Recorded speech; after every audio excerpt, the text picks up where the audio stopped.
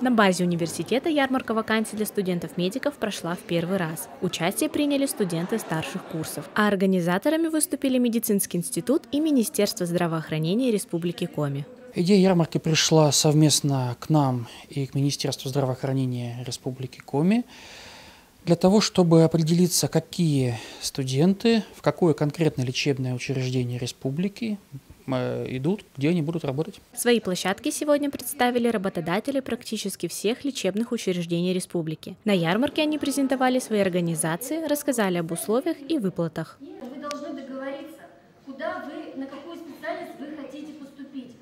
Если приедут к нам работать, то эта база хорошая для того, чтобы они стали хорошими, продвинутыми профессионалами. После нашей больницы они могут работать где угодно, это точно. Вот. Поэтому я приглашаю всех прийти к нам работать. По словам организаторов, такая встреча – это возможность напрямую пообщаться с студентом и главным врачам с целью установления конкретных условий и времени работы будущих сотрудников. Мне не очень понравилось, что слишком такая суета какая-то была.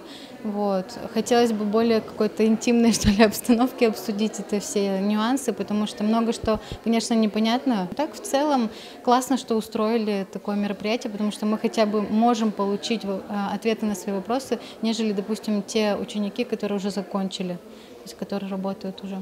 Помимо рабочих вопросов, студенты и работодатели обсудили возможность прохождения ординатуры на базе их лечебных учреждений. Валерия Голубева, Виктория Канева, учебное телевидение СГУ.